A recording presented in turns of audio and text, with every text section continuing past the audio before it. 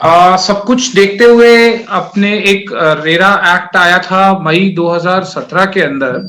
और आज अपन जो rights and duties of the allottees in this act would be discussing. ये डिस्कशन से पहले मैं एक डिस्क्लेमर देना चाहूंगा, एक चीज आप सबसे बोलना बताना चाहूंगा कि ये एक्ट जब आया है तो ये एक्ट सिर्फ अलॉटीज के लिए नहीं आया है। ये एक्ट पूरे जो इससे रिलेटेड स्टेक होल्डर्स हैं, मे बी डेवलपर, उनकी राइट्स भी प्रोटेक्ट करने के लिए आया है, अलॉटीज के भी आया है, और जो प्रोफेशनल्स हैं उन लोगों को भी बाइंड, उनको भी उनकी जो समय सीमा है, उनकी जो ड्यूटीज हैं, उनकी जो रिस्पॉन्सिबिलिटीज हैं, उनको भी फुलफिल करने के लिए आया है। तो कहीं ना कहीं एक माहौल ऐसा बना दिया है पूरे भारत देश में कि ये सिर्फ अलॉटीज के लिए या कंज्यूमर्स के हिसाब से आया है। ये इस तरह का ऐसा ये नहीं है। ये मैं आप लोगों को पहले विषय क्लियर करना है।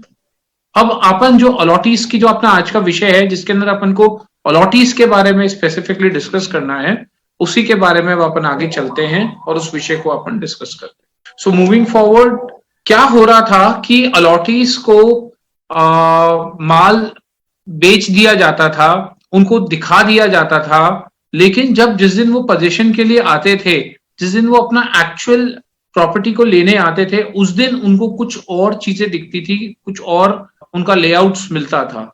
इन्हीं सब चीजों को कर्व करने के लिए रेरा का ये एक्ट आया, अलॉटीज को प्रोटेक्ट करने के लिए। इसी के साथ साथ उन लोगों का जो पैसा था, वो पैसा आता था, पैसा आके और पैसा किसी और प्रोजेक्ट के अंदर डेवलपर्स के द्वारा ले जाया गया था। इन्हीं को की फाइनेंशियल डिसिप्लिन रहे और कहीं ना कहीं जो भी पैसा जिस प्रोजेक्ट के लिए आ रहा है, उसी प्रोजेक्ट के अंदर वो पैसा यूज हो। तो मेजरली ये दो चीजों को ध्यान रख के कि इन दोनों चीजों में कहीं कोई कमी नहीं आए, ये एक्ट के सारे पॉइंट्स और सारे रूल्स एंड रेगुलेशंस फॉर्म किए गए हैं। कहीं ना कहीं डेवलपर के साथ भी ऐसा होता था कि अलॉटी उसको पैसा थोड़ा सा दे देता था, लेकिन बाद के अंदर वो अलॉटी टर्न अप नहीं होता था, पैसा आगे का देता नहीं था और अलॉटी अपने जो इन्वेंट्री है उससे बहुत ज्यादा स्टक हो जाता था। सो क्या राइट्स अब एक्ट दे रहा है वो ये है कि जो अलॉटी है, वो अलॉटी को पूरी इंफॉर्मेशन हो, जो भी सैंक्शनड प्लान है, लेआउट प्लान्स हैं, उसके स्पेसिफिकेशंस है। So once all these layout specific plans are being put in place in present to the allottees, उसी को ही एक इन्फॉर्म्ड कॉल लेके अलॉटी अब अपना आगे की उसको उस प्रोजेक्ट के अंदर बुकिंग करनी है, अपने आप को लेके जाना है इस प्रोजेक्ट में, नहीं लेके जाना, वो उसको उसी इन्फॉर्म डिसीजन से आगे मूव करे। साथ साथ सारा ये जो प्रोजेक्ट का जो भी विवरण है, चाहे वो लेआउट है या सैंक्शन है, each and everything is been uploaded to the all the RERA website when the project gets registered. तो जब ये रजिस्ट्रेशन के टाइम के ऊपर ये सारा लेआउट है, सारा सैंक्शन प्लान है, तो जो अलॉटी है वो पूरा उससे भी अपने आप को देख सकता है कि जो सैंक्शन प्लान है, लेआउट प्लान है, उनसे मैच कर रहे हैं या नहीं कर रहे हैं। उसके बाद में अलॉटी की एक बहुत बड़ी राइट है कि जो भी पेमेंट्स हैं, वो पेमेंट्स हर टाइम बिल्डर ये चाहते हैं कि जितना जितना हम जैसे जैसे काम करें, कंस्ट्रक्शन लिंक्ड पेमेंट्स जिसको अपन बोलते हैं, उसी तरह से जैसे जैसे कंस्ट्रक्शन आगे बढ़े वैसे वैसे पेमेंट्स बिल्डर के पास आए।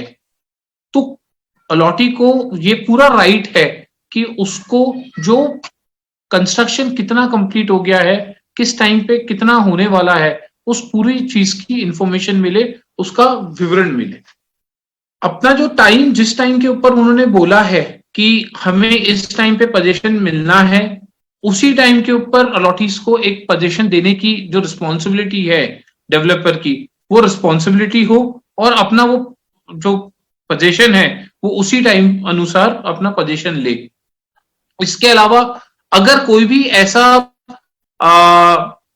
मिस रिप्रेजेंटेशन या ऐसी कोई भी चीज जो उन्होंने शुरू में बताई, डेवलपर ने शुरू में बताई कि इस तरह से आपका प्रोजेक्ट चलेगा, इस टाइम पे आपको मिल जाएगा, ये आपका लेआउट है, ये सैंक्शन है, तो अगर किसी भी पॉइंट के ऊपर अलॉटी को गलत ये पता चले कि उसको मिस रिप्रेजेंट किया है, तो उस टाइम के ऊपर वो अपना जो पैसा उसने दिया है उस पैसे का पूरा रिफंड क्लेम कर सकता है। तो ही हैव, और जो पैसा दिया है वो पैसे का ब्याज सहित वो अपना पैसे को अपने क्लेम ले सकता है। जो भी ये सारा डॉक्यूमेंटेशन हुआ है, क्या सैंक्शन प्लान है, क्या लेआउट है, ये सारा का documentation the allottee have a right to take these documents well in place with them. Allottees के पास में एक ये भी राइट बहुत स्ट्रांगली आता है कि जो प्रोजेक्ट, अगर जो कंप्लीशन जो भी टाइम उनको दिया गया है, अगर उस टाइम के ऊपर डेवलपर अगर कोई प्रोजेक्ट को कंप्लीट नहीं करता है, then the registration of the project can be revoked.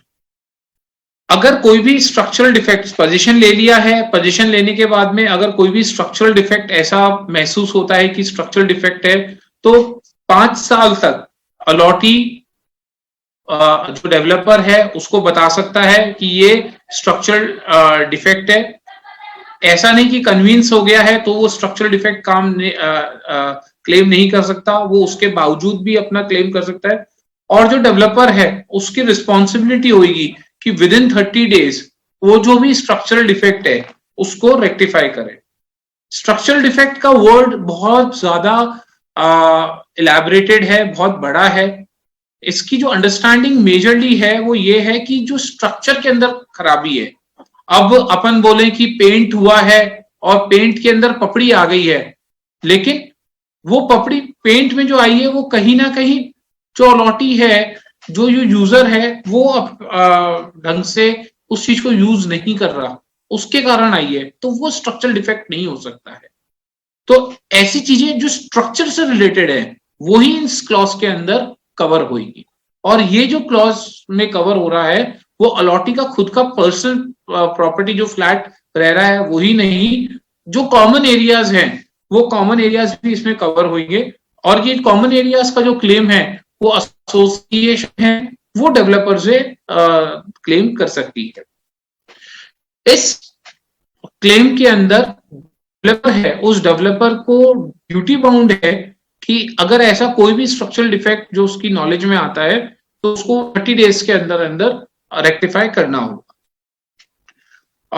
The allottees have a right that the promoter shall obtain this certificate. The allottees have right against promoter for providing and maintaining essential service on reasonable charges.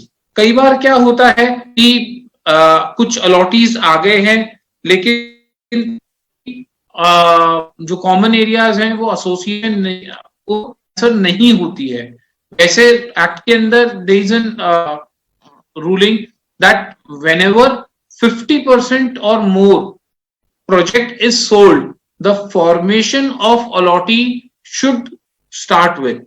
तो जो developer है उसको formation of allottee start कर देना चाहिए जो act के अंदर दे रखा है। लेकिन फिर भी अगर कोई एसेंशियल सर्विसेज हैं तो उसको कंटिन्यू करने के लिए एक रीजनेबल चार्जेस के ऊपर डेवलपर को प्रोवाइड करते रहना चाहिए। जो जैसे अपन ने अभी बोला कि the allottees have a right of to formation of an association of society और a cooperative society, it's the same that 50% से ज्यादा जब भी अपने सोल्ड हो जाता है यूनिट्स, सोसाइटी हो जाना चाहिए। The allottees have a right to execute the registered conveyance deed of the apartment, plot or building. That's a very routine clause. The allottees have a right to get all the all outgoing with he had paid to the promoters until to get transfer to the physical possession of the real estate project. The allottees has right that the promoter shall not mortgage to charge the project after execution of agreement to sell. Any developer should not and could not put a charge to the project or mortgage the sold or the after execution of the agreement to sell. जब तक वो अपना property किसी allottee को allot नहीं कर रहा, cell नहीं कर रहा, तब तक बढ़िया है। अगर उसके सेल कर दिया है और सेल करने के बाद में एग्रीमेंट टू सेल एग्जीक्यूट कर दिया है, इन दैट केस उस पर्टिकुलर फ्लैट को, प्रॉपर्टी को वो मॉर्गेज नहीं कर सकता। The allottees have a right to approach the authority against cancellation of allotment against the agreement to sell। अगर agreement to sell के कोई clause ऐसे हैं जो allottees को लगता है कि the builder is not fulfilling, then he can approach the authorities to get this agreement to sell cancelled। इसके अंदर मैं यही आपको सजेशन दूंगा कि अगर ऐसा कोई भी सिचुएशन अराइज हो जाती है जो आप लोगों को अंडरस्टैंड नहीं कर पा रहे हैं between the developers and allottees, so first you should always sit with the developer, try to understand, try to mitigate whatever is the issues, what are the problems. In case the problems does not get resolved, then the last measure should be to go to the authorities। तो उसको आखिरी आप ये मान के चलिए साधन लेके चलिए, उसके पहले खुद ही, क्योंकि लीगल जाना बड़ा आसान है लेकिन उसको रिजॉल्व करना इट्स वेरी डिफिकल्ट। अगर the allottees are entitled to get an agreement to sell signed before making any payments in excess of 10%, so अगर पूरे value of the flat for example is ₹50 lakh, और अगर आपने 5 लाख रुपए दे दिए हैं maybe in terms of booking amount या फर्स्ट ट्रांच किसी भी नाम पे, लेकिन आप 5 लाख 1 रुपया अगर देना चाहते हैं तो 5 लाख 1 रुपया आप जब ही दें जब आपने एग्रीमेंट टू सेल साइन कर लिया है, उसको एग्जीक्यूट कर लिया है। This is a right which have been given to all the allottees. और अगर 5 लाख 1 रुपया भी अगर डेवलपर मांगते हैं without going and following into an agreement to sell, then they are doing a violation in this RERA Act। The allottees has a right that promoter shall develop the project as per the sanction plan। जैसा अपन लोगों ने discuss किया था कि जो sanction plan है इसी के ही थ्रू जो डेवलपर है वो कोई भी डेवलपमेंट करे। At times it do happens कि जो सैंक्शन प्लान है वो सैंक्शन प्लान थोड़ा सा रिवाइज करने का सिचुएशन के कारण रिवाइज करने का कारण आ गया। अगर इस तरह का कोई भी रीजन आता है जिसके अंदर सैंक्शन प्लान को रिवाइज करना पड़ रहा है, then in that particular point of time and that particular case the developer should go to, उन्होंने सेल कर दिया है एंड जो डेवलपर्स को डेवलपर्स ने जिन अलॉटीज को सेल कर दिया है उनमें से 2/3 के पास पे उनको जाना है। 2/3 के पास जाके वो कंसेंट लेंगे 2/3 की। All the allottees they need to go and out of all the allottees they need to take a consent of 2/3 allottees. जब ये 2/3 अलॉटीज कंसेंट दे देते हैं तभी वो इसी तरह किसी भी तरह का किसी भी प्रकार का जो भी चेंजेस इनको सैंक्शन प्लान में करना है तो कर सकते हैं। अगर अलॉटीज उनको अलाउ नहीं करते हैं 2/3 जिनको माल बेच चुके हैं, in that case developer cannot do any changes. जो भी चेंजेस डेवलपर करता है they need to first taking after the consent of the concerning allottees, they need to inform the authorities also and then only they can do the changes in their project। The allottees shall have right to give or not to give consent in case of major addition or alteration of project। As we have discussed, the allottees shall be entitled to receive appropriate compensation if the promoter fails to rectify defects। अगर कोई भी defect आता है तो the allottees have full right to get it compensation done। The allottees shall be entitled to give or not to give consent, transfer or assignment of property by promoter to third party। It may happens like जो existing project है developer है मेरा वो उस project को नहीं कर पा रहा, उस केस के अंदर जो existing developer है वो चाहता है कि मैं अपने प्रोजेक्ट को ट्रांसफर कर दूं टू अ न्यू डेवलपर। अगर इस तरह के अंदर कोई मेजॉरिटी स्टेक चेंज होता है, in that case the existing developer need to go to the allottees, get a consent कि भाई मैं ये प्रोजेक्ट को कंप्लीट करने में सक्षम नहीं हूं, मैं किसी नए डेवलपर को देना चाहता हूं, तो उनको उस कंसेंट के द्वारा ही किसी नए डेवलपर को वो दे सकते हैं। अगर वो अब अलॉटीज से कंसेंट लेने जाते हैं, अलॉटीज उनको कंसेंट नहीं देते हैं, तो इन दैट केस वो किसी नए डेवलपर को नहीं दे सकते। इस सिचुएशन में क्या होगा कि जो एग्जिस्टिंग डेवलपर है वो कंप्लीट कर नहीं पा रहा, नए डेवलपर को अलॉटी देने नहीं दे रहा। इन दैट केस जो करंट एग्जिस्टिंग डेवलपर है उससे जो अलॉटीज है, एग्जिस्टिंग अलॉटीज है, उनको ट्रांसफर होने की राइट्स आ सकती है। So it is a very weird situation, but आज के दिन तरह से फाइनेंशियल क्रंच आ गया है। हो सकता है इन टाइम टू कम ऐसे there would be many cases which would be coming. The allotee shall be entitled to benefit of insurance up to the transfer of possession.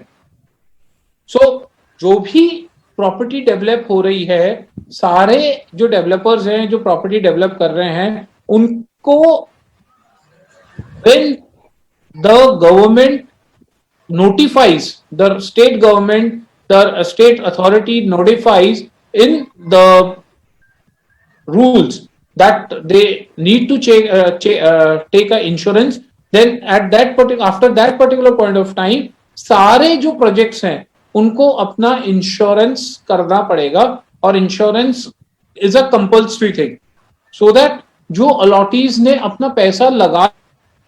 So insurance के ऊपर अपन बात कर रहे थे। इंश्योरेंस सभी developers को लेना कंपल्सरी है, और वो इंश्योरेंस लेके ही प्रोजेक्ट बनेगा। सिर्फ इसमें यह है कि जो वो इसको नोटिफाई करेगा तभी ये चीज एप्लीकेबल होगा। Allottees have a right to receive all the documents, papers of insurance. अगर वो इंश्योरेंस होता है तो उसका जो भी डॉक्यूमेंटेशन है, the allottees have a right to receive them. The allottees is entitled to execute get execution of the title for the apartment, plot and building. The allottees has a right to get possession of the apartment, plot or building. The allottees is entitled to compensate in case promoters fail to comply agreement to sell. The allottees is entitled to compensate in case promoters discontinues business and allottees want to withdraw the money. So the allottees is entitled to compensate in case of any loss caused to him due to defective title of the land.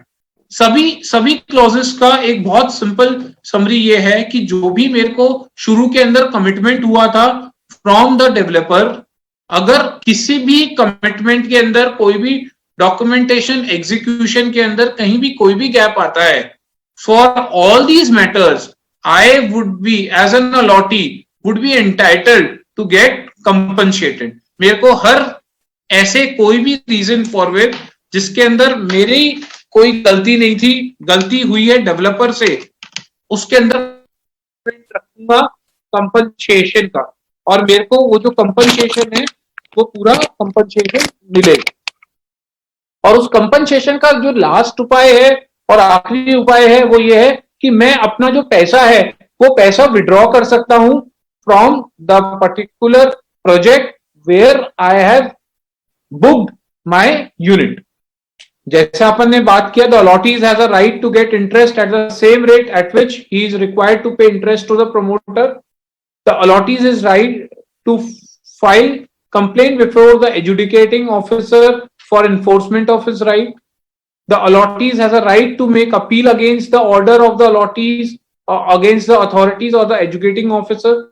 The allottees shall be entitled to refund of investment together with interest compensation if affected by incorrect false statement, and they can go to the high courts also. So there are like three-tier system which is there. First is the authority and the adjudicating officer, then it's the appealant tribunal, and then it's the high court. So at any point of time, the allottee thinks that I have not been treated properly, my rights are being affected, the developer is not performing their duty. At any point of time, they can go to the officer, to the authority. If they are not satisfied at any point of time with the authority or the adjudicating officer, they can approach the appellate tribunal, and if they are not even satisfied with the appellate tribunal, they can definitely go to the High Court. So in totality, the rights of an allottees are being protected by on the end of authority side and in the form of a judicial side. With this, we come to the right through association. So what happens is, मैंने अभी तक जो बात किया था वो बात किए थे कि मेरे को अभी अलॉटमेंट हुआ है या मैंने पोजीशन लेना है, पोजीशन लिया मैंने। अब पोजीशन लेने के बाद में मैं अपनी जो एसोसिएशन ऑफ अलॉटीज मैंने बनाया है या मेरे को डेवलपर ने जो बना के दिया है उसके थ्रू मेरे को क्या क्या राइट्स आ रहे हैं। So we would be discussing on that part.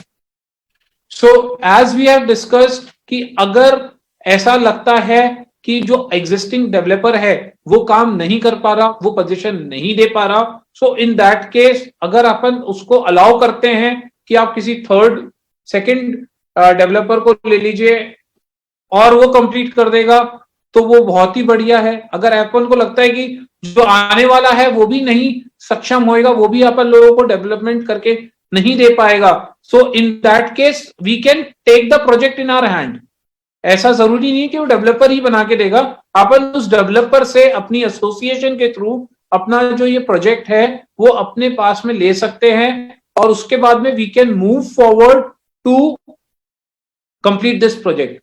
इसके अंदर मैंने देखा है लाइव रमेश प्रभु सर को कि रमेश प्रभु सर ने काफी प्रोजेक्ट्स को, ऐसे डेवलपर है सर उसके बारे में और लाइटन करेंगे अपन को, लेकिन सिर्फ एक ब्रीफ मैं आपको बता सकता हूं कि ऐसे काफी प्रोजेक्ट्स हैं जो अलॉटीज बहुत परेशान थे, जो एग्जिस्टिंग डेवलपर से रमेश प्रभु सर आए, उन सारे अलॉटीज को एक जगह लेके आए, उनसे जो एग्जिस्टिंग डेवलपर है प्रोजेक्ट लिया और आज वो project almost near to completion है। और जो वो एक छोटा सा घर वो अलॉटीज देख रहे थे उनको नहीं मिल पा रहा था, वो कहीं ना कहीं उनका पैसा पूरा डूबने को हो रहा था। ऐसे हजारों अलॉटीज को रमेश प्रभु सर ने बचाया है और उनको आज ये स्थिति है कि उनको घर मिल सकता है और मिलने वाला है। तो allottees has a right that the promoters shall obtain the lease certificate and they should give the possession of the common areas to the association। हमारा जो फ्लैट है वो फ्लैट का तो हमने कन्विंस करवा लिया, वो तो हमारे नाम ट्रांसफर हो गया, लेकिन उसका क्या होगा जो हमारा कॉमन एरिया है, हमारा जो बैंक्वेट है या हमारा जिम्नेजियम है, हमारा स्विमिंग पूल है, हमारा कमोडिटी सेंटर है या हमारा जो कॉमन एरियाज है, गार्डन्स है, इन सब का क्या होगा। तो ये सारा का कन्विंस जो डेवलपर है वो अथॉरिटी अलॉटीज ऑफ एसोसिएशन को करवाएगा। ये एसोसिएशन की भी राइट है और ये अलॉटीज की भी राइट है। तो ऐसा सारा एरिया जो कॉमन एरिया कहलाता है वो सारा का सारा ट्रांसफर होएगा टू द एसोसिएशन। जहां तक एसोसिएशन फॉर्मेशन की बात है, any cooperative society, any society, there is a concept of section 25 which used to be there before Companies Act Amendment 2013. Now this is called section 8। तो अगर इसके अंदर भी अगर अपन किसी भी सोसाइटी का फॉर्मेशन करते हैं तो that is a good formation, और उस फॉर्मेशन को करते हुए अपन जो कॉमन एरियाज है, जो अपनी सोसाइटी की वर्किंग्स है, वो अपन अपने कंट्रोल के अंदर लेके आ सकते हैं। The allottees association has a right to get benefit of insurance and document related there to transfer the name। अपन ने बहुत डिटेल में इसको पहले डिस्कस कर लिया है। Allottees is entitled to get execution of title deed in favor of the association of allottees for the common areas in the apartment plot building। We have discussed this point। The allottees has a right to get possession of the common areas of the apartment plot building in favor of the association of allottees। So these are the basic rights and duties of an allottee. With this, I complete my submission